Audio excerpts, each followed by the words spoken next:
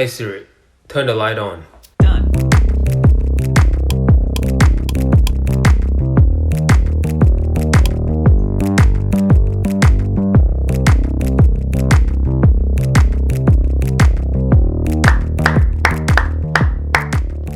Okay, เปิดวิดีโอใหม่มาอีกแล้ววิดีโอลง Facebook หลังจากที่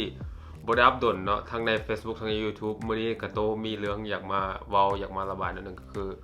บ่แม่นระบายเนาะมาเว้าก็คือเรื่อง iPhone รุ่นใหม่เนาะที่กำลังสิออกมาตัวหลายคนยังบ่ทันรู้ว่าที่จริง iPhone มันเปิดตัวทุกๆเดือนเก้าของแต่ละปีก็ถ้าใครยังบ่รู้ก็พยายามจื้อไว้เนาะเพราะว่ามันยังมีคนบางส่วนที่แบบไปซื้อ iPhone ก่อน iPhone รุ่นใหม่สิออกนะทั้งๆที่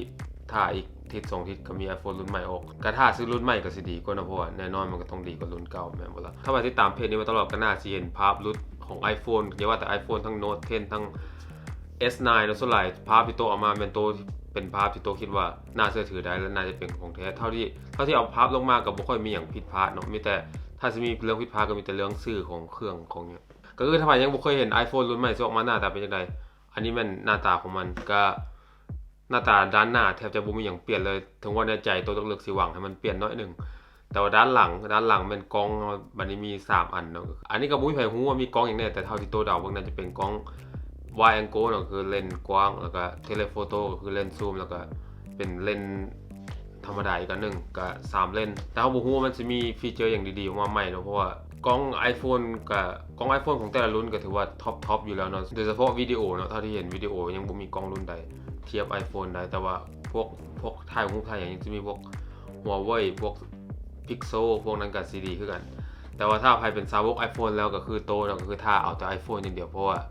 1เลยแทบจะทุกอย่างทั้ง Apple Watch ทั้ง MacBook ทั้ง Apple TV ทั้ง HomePod ทั้งตัวนี้จาก Apple บ่ได้มองง่ายๆก็ตัวก็บ่ได้อยากหนีเนาะมันสะดวกสบายดีอยู่ในระบบของ Apple แล้วก็บ่ได้คิดสิหนีออกไปใส่พวกนี้ออกไปก็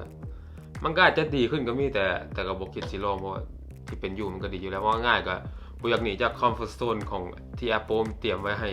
ล่าสุดเมื่อวานนี้เลยก็มีภาพหลุดของเคส iPhone รุ่นใหม่ออกมาก็น่าจะคอนเฟิร์มแทบจะ 100% แล้วแหละว่ากล้อง iPhone มาเป็นแบบสี่เหลี่ยมแน่นอนหลายคนก็มักเนาะดีไซน์นี่หลายคนก็บ่ส่วนตัวเองบ่มักมักกล้องรุ่นแบบแนวนอนคือใน iPhone 7 Plus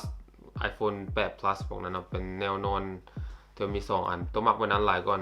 แล้วก็มีข่าวอีกอย่างนึงเนาะที่โตคิดว่าคนที่ใช้ iPhone น่าจะตื่นเต้นแต่ส่วนตัวเองบ่ตื่นเพราะบ่มักก็คือว่าง่ายก็มันสิออกมาสีใหม่คือสีสายรุ้งถ้าใครได้เห็น Note 10 ที่ออกมาก็มันจะมีสีแบบสายรุ้งมันมีหลายสีแล้วแต่เฮาไฟมันถูกสะท้อนจังได๋มันก็สิเป็นสีนั้น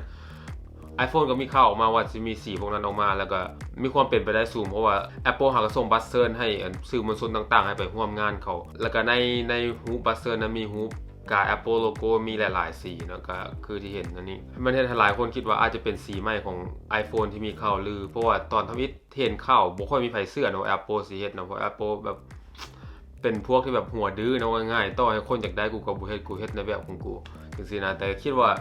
รุ่นนี้ก็น่าจะออกมาแท้ๆสีใหม่ใครที่มักแบบสีสันสดใสแบบนั้นก็